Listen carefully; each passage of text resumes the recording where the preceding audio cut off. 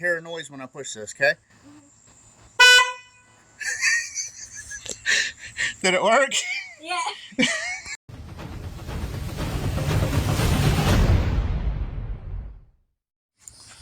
So I got my really cool red paint job going on, you know. I left this scratch in it. It's pretty deep, but it kind of adds to it. Anyway, back to this.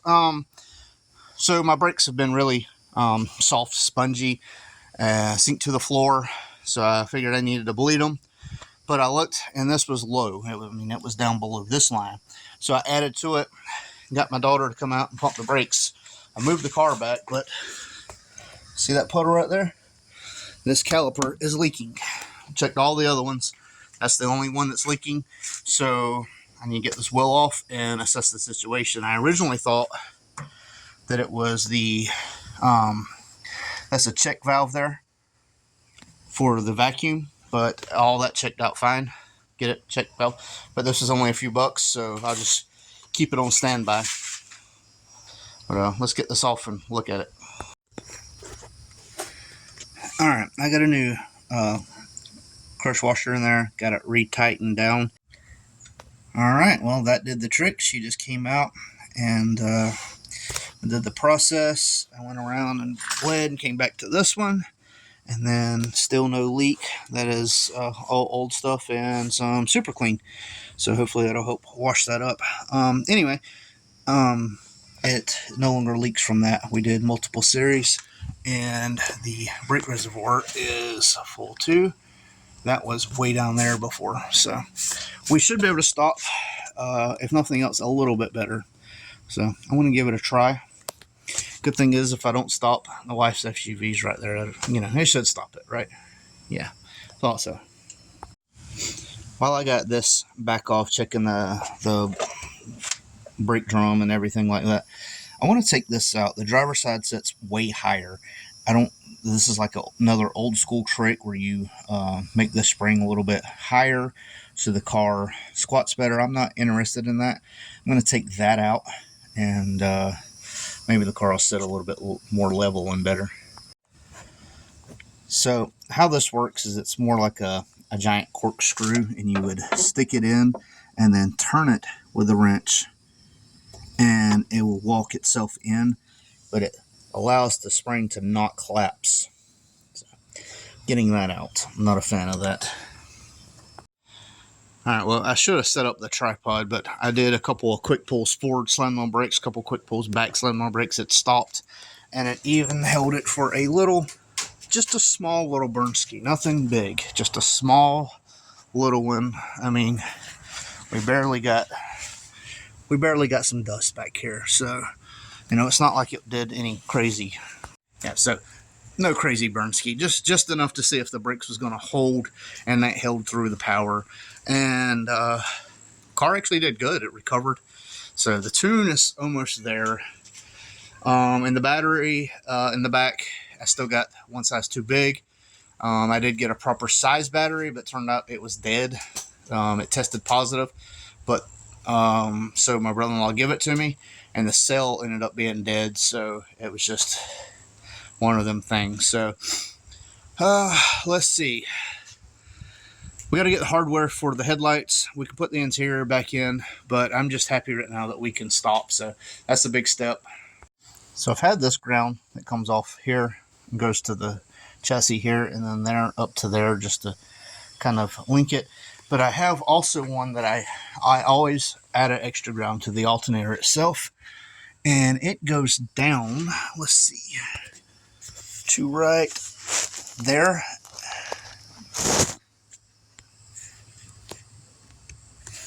There we go. So it goes down to that bolt right there, and as you can tell, there's no nut or anything on it, so that's just a loose ground. There's also this ground strap in the back right here that is just can't really see, but it's just sitting on a stud back there. You just have to take my word for it. Oh, there we go. Right there. It's just on that stud. It's not attached really, so I need to actually attach these. But the ground is on there, and The ground is on there. So we are attached. So I got a little side projects going on here. And yeah, I kind of forgot about this little panel that I made. And then I kind of just, threw something different on the bottom. Some red, some white, some blue, some gold, kind of like in the fenders on each side. And, just kind of make it look more decorative. And then I got that there with a trim on it. And everything fits how it should. I'm loving this paint job. Now that's new stripes. This is just where it was wet during the thing. But I love how it comes down. I was really wanting to get a chemical reaction. So I got one over here and I was like, dadgummit. And then kind of like the look. And I was like, I'm just going to do that everywhere. And it's going to crack the paint and it's going to look really cool. And then it wouldn't do it. So, but oh well. I mean, to me, look at it from back here. That's pretty money. I like it. Way better than what it was. Oh, I got all the mounting hardware in for the headlights. And it's got light bulbs and that turn signal is blown. And I don't have a corner light. So I need to get corner lights and turn signals. And as far as lighting, we'll be good to go. Not sure what I want to do else under here. I think I got, I wanted to run a vacuum line from the port to inside to the controller so I could switch the vents because that is undone. So I do have to do that. Alright, well I was taking a quick break from the rear end stuff. I had to go and get the fluid and friction modifier. And I grabbed some bulbs while I was there and I just threw them in.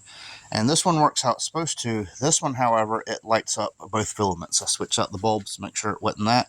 So somewhere in my wiring of the harness, I've probably got 2 wires backwards because it's lighting up both filaments and it's not blinking. So I need to go in and try to fix that real quick. So all it was is I had the 2 outside wires reversed. The middle wire was fine. So I'm going to put them back, solder everything up, put it all back into one.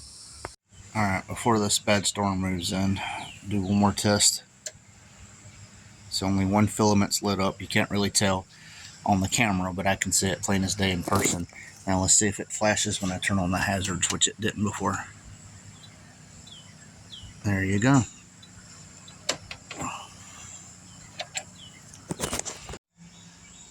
So there we go with that. Eventually we'll probably get some switchbacks and some LEDs, but this is just for now to get it street legal for the show.